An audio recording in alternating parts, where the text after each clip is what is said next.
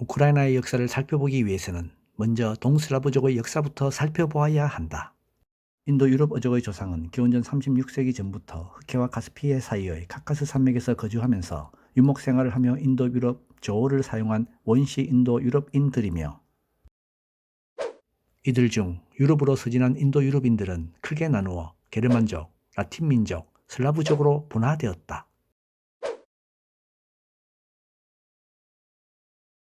슬라브족은 슬라브어파 언어를 쓰는 인도 유럽인 민족들을 일컫는 말이다. 서슬라브족인 폴란드인, 체코인, 슬로바키아인들은 역사적으로 서유럽 라틴교의 영향을 받아 대부분이 가톨릭교를 믿고 있다. 반면 동슬라브족과 대부분의 남슬라브족은 정교회를 믿고, 남슬라브족 중 크로아티아인과 슬로베니아인은 가톨릭을 믿는다. 서슬라브족은 문화적으로 독일과 유사한 편이며, 동슬라브족은 북유럽과 유사한 편이고, 남슬라브족은 문화적으로 그리스와 유사한 편이다. 동슬라브족은 드네프르 강에 정착한다. 한동안 동슬라브 원주민들은 디르크족인 하자르 카강국의 우크라이나 초원 정복으로 인해 지배를 받는다. 하자르 카강국의 영향에 따라 동슬라브족으로서의 정체성이 생기기 시작하였고, 753년경 스타라야 라도가에 루스 카강국이라는 고대 티르크족 군지 칭호인 카간을 자칭하는 루스인의 첫 국가가 등장한다. 862년 류리크 왕조의 시조이자 루스 카강국의 마지막 카간인 류리크가 노브고로드 지역에 노브고로드 공국을 건국한다. 참고로 류리크 왕조는 동슬라브족의 여러 공국과 제국을 다스리며 1610년까지 750년간 존속했고, 그 이후 로마노프 왕조가 1917년 러시아 혁명까지 존속한다. 882년 류리크의 후계자인 올레크 베시가 드네프르 강요역에 적합하다고 판단하고 수도를 키예프로 옮김으로써 키예프루스 대공국이 형성된다. 이때부터는 카간이라는 호칭보다는 크나지 또는 벨리키 크나지라는 호칭이 자주 쓰이게 된다. 루스인들은 강력한 류리크 왕조를 세웠고 969년 하자르 카강국을 멸망시킨다.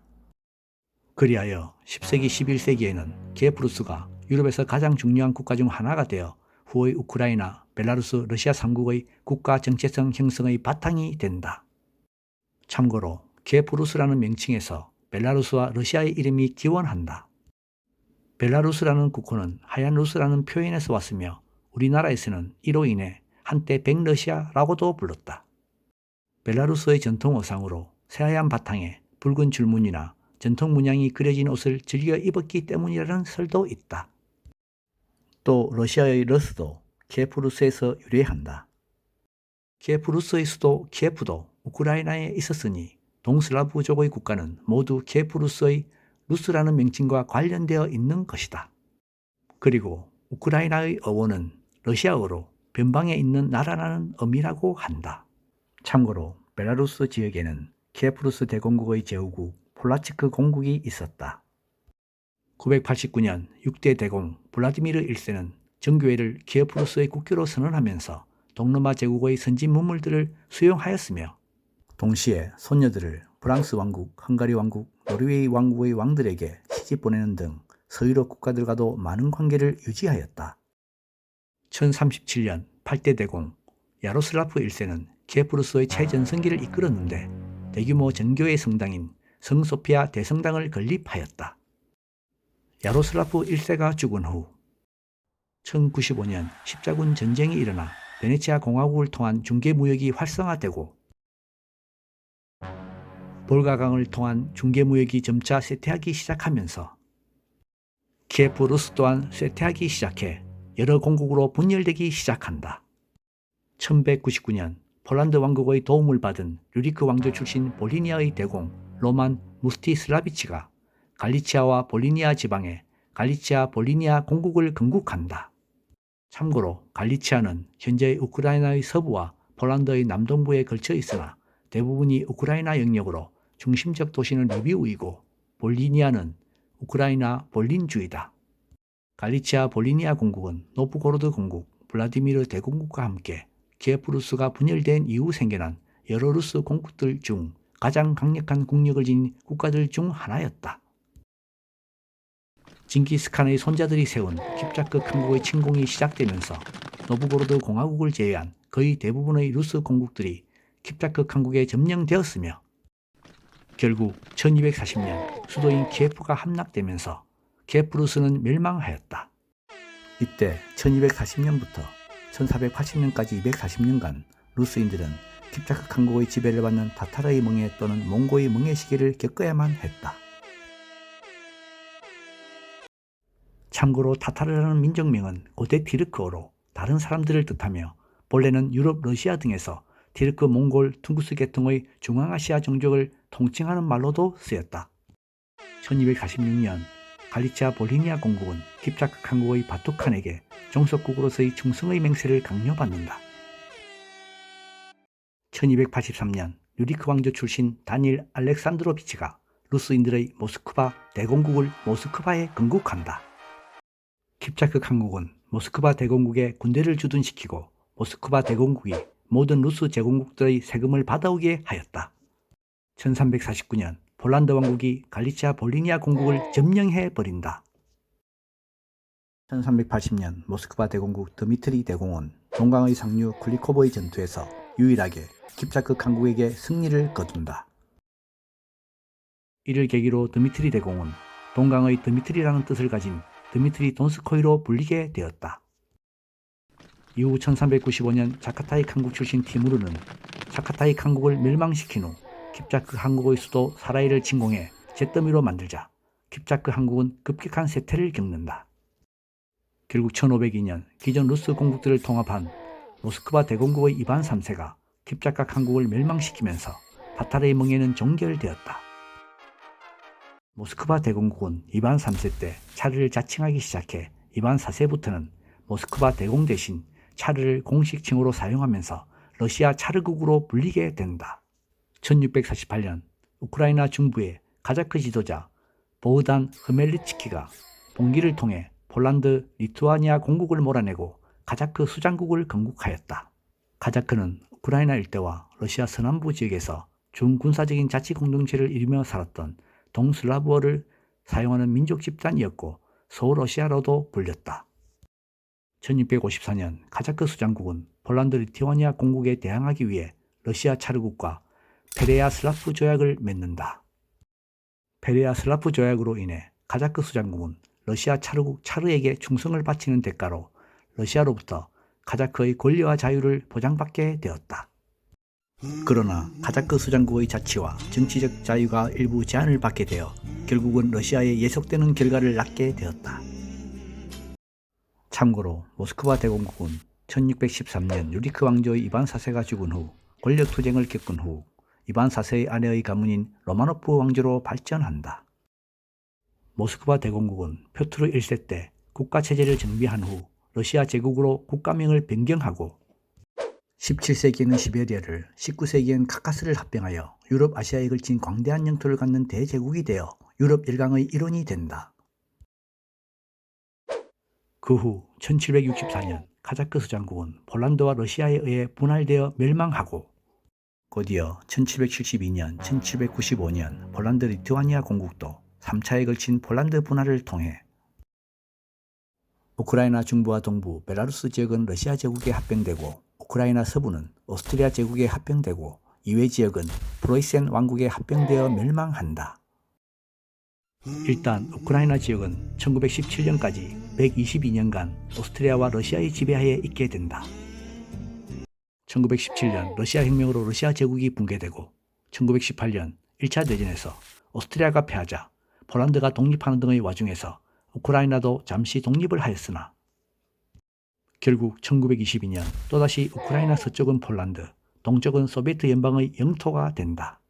1932년, 1933년 스탈린은 집단 농장 체제에 저항이 심했던 우크라이나에 대해 인위적으로 굶겨 죽인 학살을 저질렀는데 홀로도모르라고 불린다. 이로 인한 사망자 수는 작게는 800만 명에서 많게는 1천만 명 이상으로 추산되고 있다.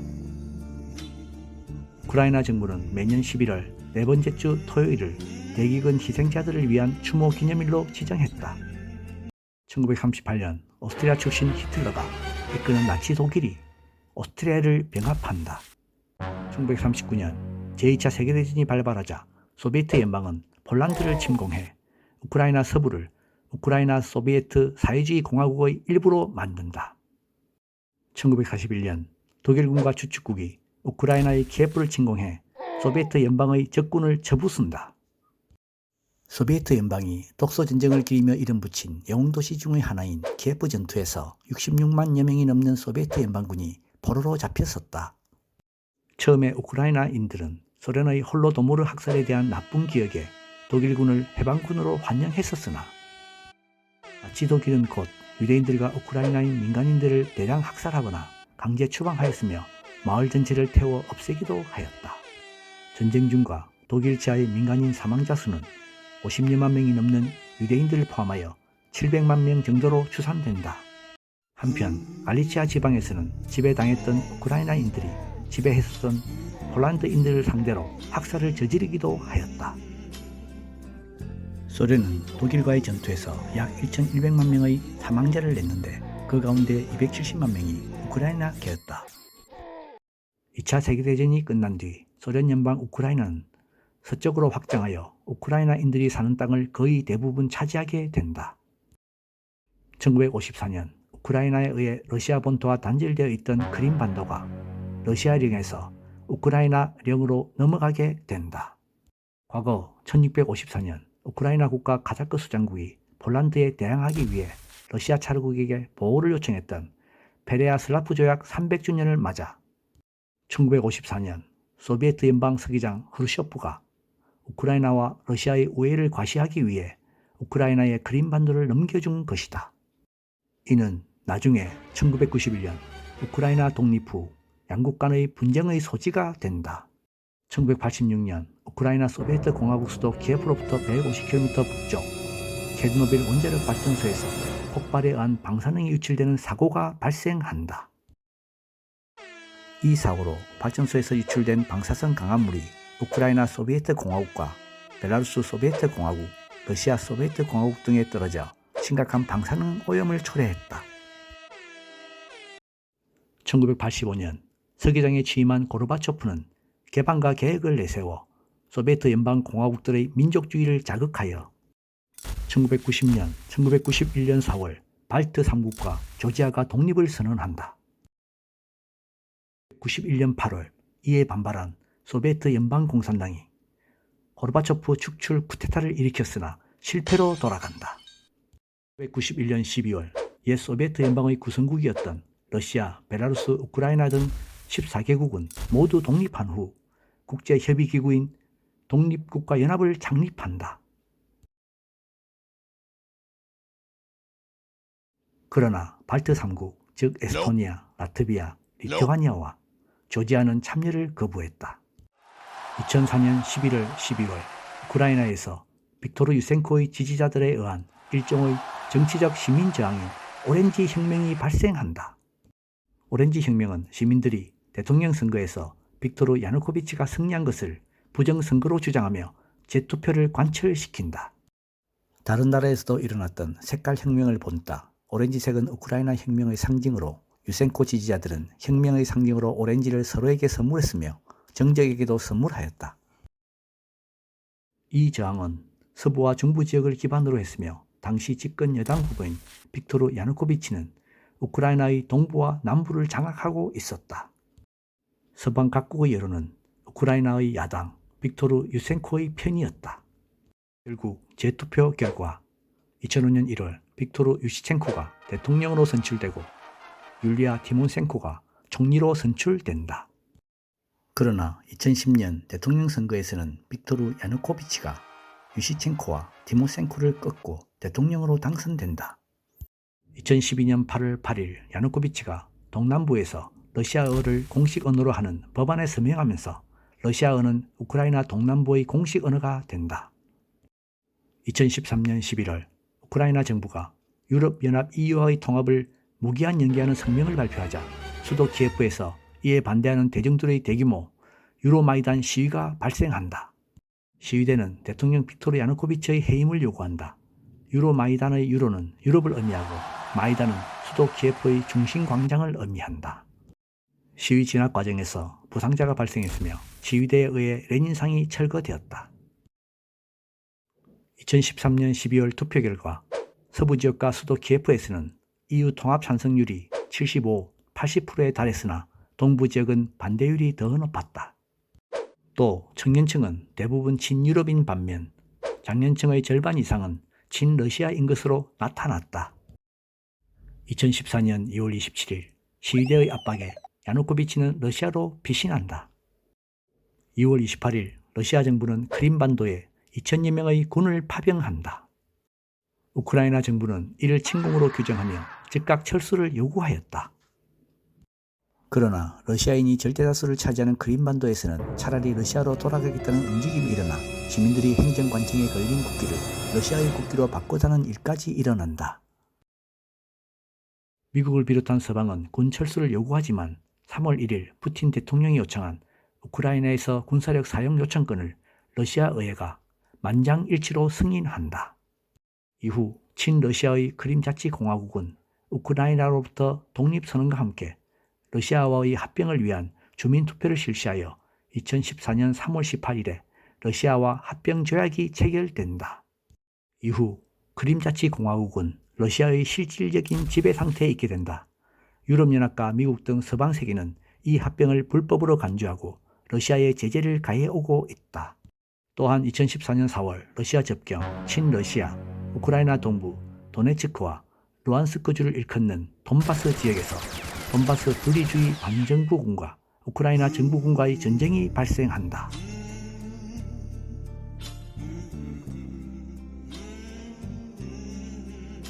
현재까지 사망자 1만 명, 해외 망명자 100만 명이 발생했으며 2022년 지금도 전쟁 중이다. 2014년 대선에서는 페트로 포로셴코가 승리하여 대통령에 취임한다. 2018년 우크라이나는 원래 독립국가연합에서 비공식 참가국 지위를 갖고 있었으나 계속되는 러시아와의 갈등으로 독립국가연합을 탈퇴한다. 2018년 11월 러시아 해양경비대가 케르치 해협을 항행하던 우크라이나 해군 함정 3척을 자국 영해 침범을 이유로 납포한다. 2019년 선거에서는 페트로 포론센코를 이기고 희극인 배우 출신의 볼로디미르 젤렌스키가 대통령이 된다. 참고로 거의 대부분의 우크라이나인과 벨라루스인들은 자국어와 러시아어를 모두 이해한다. 최근에는 러시아가 본래 러시아 땅이었던 키예프 지방을 되찾으려 하고 있고 나토 등을 비양심적인 범죄단체나 러시아를 압제하는 테러 세력으로 보고 있다. 한편 이웃국 벨라루스는 독립 직후인 1992년부터 러시아와 긴밀한 협력 관계를 유지 중이며 1994년부터 28년간 장기 집권 중인 루카셴코 대통령은 벨라루스를 러시아에 부분적 또는 전체적으로 통합시키고자 노력하고 있다. 이것으로 마치겠습니다. 긴 시간 시청 감사드립니다.